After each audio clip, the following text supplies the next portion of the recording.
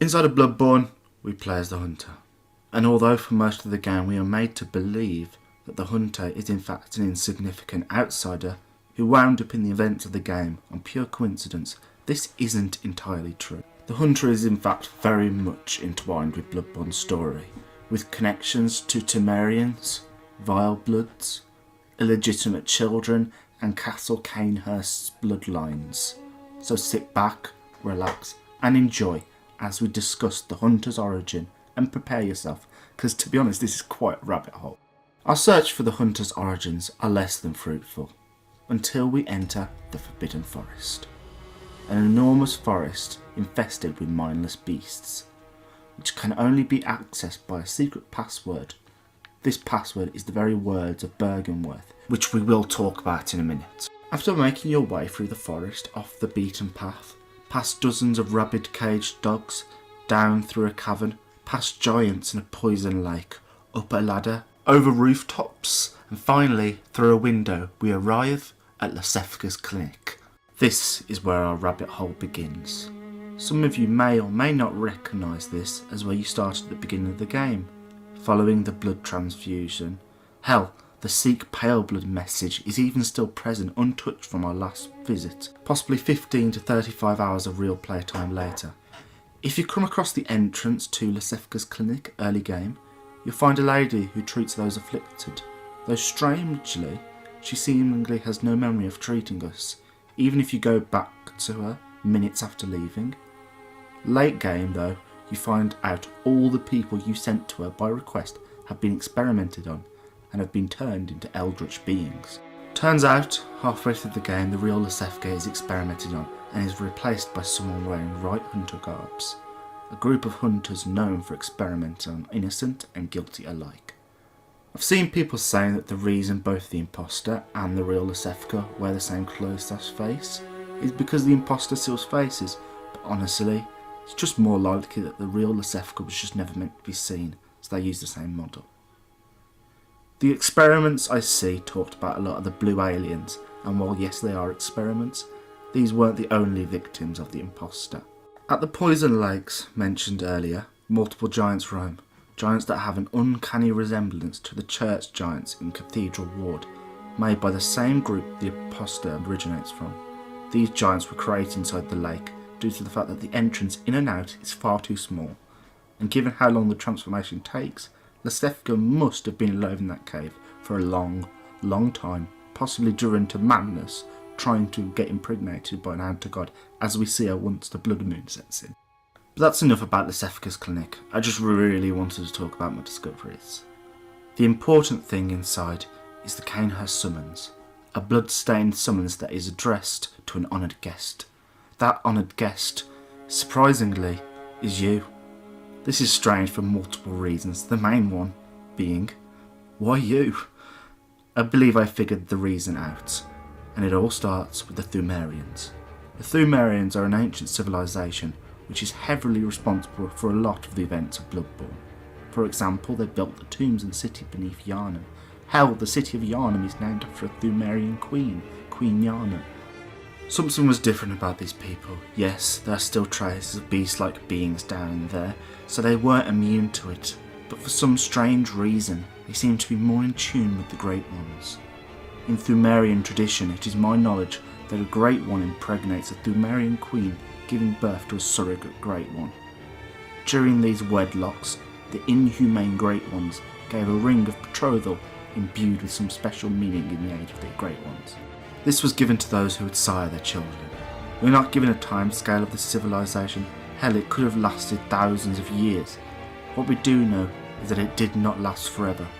The city fell, and hundreds, possibly even thousands of years before the main story, people rose from the city beneath to the surface, burying their way out, escaping something.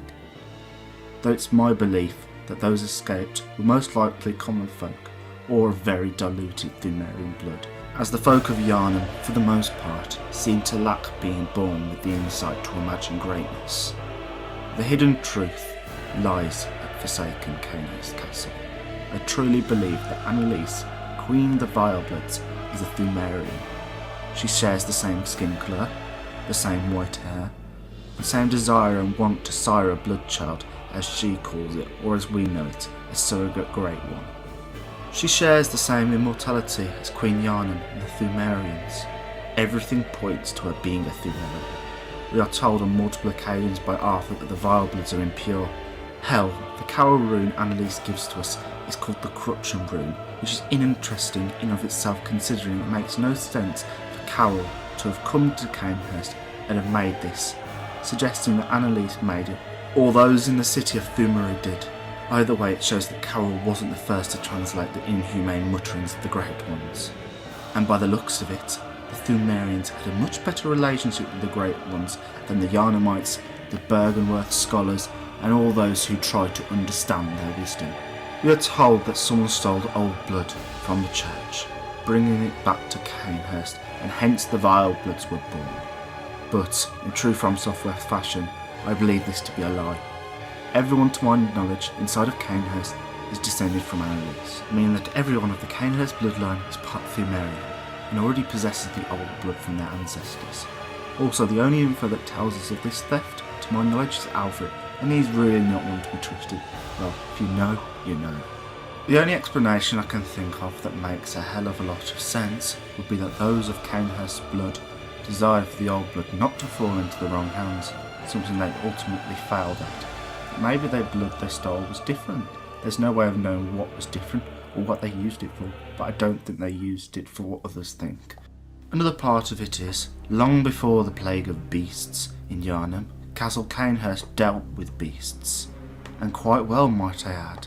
For hundreds upon hundreds of years, they managed to control the curse and consequences of their bloodline and powers. The only time that beasts consumed Cainhurst was after the gruesome massacre by the church executioners led by the one and only Martyr Ligarius. He led his men and slaughtered the vile blood men, women and children. It didn't matter. They killed them all nonetheless. And once the battle was done, and quite a battle it was considering the corpses of executioners and vile bloods alike, though saying that, even though most of them were dead, they still lived on in death, most likely due to their Pthumerian heritage. One was left alive though, Queen Annalise, though she was immortal, so Martyr Ligarius bound himself to the castle, imprisoning the Queen for a time at least. This was the same group which Arthur supposedly comes from, though that's up for speculation. Something that always confused me is how do they possess this knowledge about Cainhurst and its Queen? And I think I also have this answer to this too. It was Brandor, a church assassin found deep in the Hunter's nightmare. My reasoning for this comes from his weapon, the blood letter. The blood letter is one of the three weapons we know of, that taking the word from the blood letter, it draws upon the blood of one's inner body and soul. In its transformed attack, you plunge the weapon deep into your gut, something that Maria does with her Reculia. And when Maria does this, it's referred to as the same blood magic used by Castle Cainhurst's bloodline. And considering she's a descendant of Annalise, this makes perfect sense for her to use this way of fighting an arcane magic. But Brador? It doesn't make any sense, unless he is too a vile blood. And it makes way too much sense. We know the church had different sects. The school of mensis, the white garb hunters, the black church hunters, the executioners, so on and so on. Brador is a church assassin, yet wields a weapon only one of Cainhurst's blood could wield. Yes, he works for the opposite side. Who better to give information about Castle Cainhurst and its queen to the church than a vile blood himself? So Brador betrayed his kin and became a church assassin, dooming his family and home. The reason this is the first time church assassins are mentioned is most likely because of the same reason as the hunters of the workshop. It was on the hush low, it wasn't meant to be known, and when the time came, well, present Yharnam, we don't see these church assassins. Apart from Brador, Maria and Annalise, there are two others we encounter that wield a weapon that should only be wielded by those of the Cainhurst's bloodline. The first being the Bloody Crow of Cainhurst, that we find at the end of Eileen's questline. A knight of Queen Annalise that goes out and hunts for blood dregs, so that their queen might bear a child of blood. This sounds eerily similar to Queen Yharnam and the surrogate Great Ones. My theory on this child of blood is that it references to the stillborn and miscarriages as a result of siring a Great One's child. That is, if what happened to Queen Yharnam is normal to these women, and not an isolated incident exclusive to Queen Yharnam. Though Ariana seems to be an exception of their pregnancies going horribly wrong, or perhaps it went horribly wrong in a different way, driving her insane. Yet even through all that, Ariana and her child live on. So does Yharnam's child Murgo, who lives on and does not die. Perhaps this is simply the way it goes. We really can't know for sure, and we probably won't ever. After all, secrets are secrets for a reason. Back to the Bloody Crow of Cainhurst, he wields a Chicago which also uses Cainhurst's blood magic that can only be used of those who are of the Cainhurst bloodline. And the final person we know of to use his weapons is us, the Hunter, who can use both the unique bloodletter and the Chicago of Cainhurst Knights, and both their secret abilities are blood magic too. We arrive via summons to Cainhurst. Before we even set foot there, we can kill Bradder and use his Cainhurst blood magic. We don't gain powers from drinking Annelise's blood, for how could we gain something that we already have? My theory of what happened goes as follows. The structure of Cainhurst is the Queen, then royalty, which is her heir, direct line of firstborn males and daughters, while subsequent children became branch families and made up the nobles. Then, even further down, would be the servants, and these servants would most likely be the illegitimate children of the Queen, her royal family and the nobles, making the servants the runt of the litter. This is my opinion and my speculation. This is not said in-game, but this is how I imagine it probably would be. The thing about what I just said that is mentioned in-game is the royal family, the Queen, the nobles, the servants. That is not me making it up, that is in item descriptions. There's talk of royal knights and knights protecting the Queen, the royal family and the nobles. These knights were probably nobles, and the servants, as I can imagine the royal family wouldn't lower themselves to such acts. Even though they were illegitimate, compared to their true-born families, they did to our knowledge get treated as well as could be expected, considering how illegitimate children were treated in Victorian England, which Yharnam is based on. In the summons we receive, we are called honoured guests. We receive this possibly years before we arrive in Yharnam, and accidentally drop it at the clinic. So we can rule out the possibility of us being a bastard. This leaves us with the evidence we've gathered over the video that we are either a noble or a royal, with how Annelise calls us closest of kin and mentions how dear we are to her. I think the most likely answer is that we are Cainhurst royalty, a direct descendant of Annelise. Possibly our mother or father escaped the massacre and had us far away from Yharnam, so we were safe until the time was right and we could return home. It was probably our mother who ran away, as most likely, given the time, the men would be most likely be fighting for Cainhurst, and our father is probably the firstborn son of a royal family member as well. All that live in Cainhurst are one big incest family, and marrying the firstborn male and female and siren children would be their logic. Probably keep the bloodline pure, they thought. Maybe this is why the Hunter was chosen on this very special night, because of their connection to Thumeru, and by proxy the worship of Great Ones, the Age of the Great Ones, and Cainhurst. It's a possibility given that multiple times Ariana is named a whore.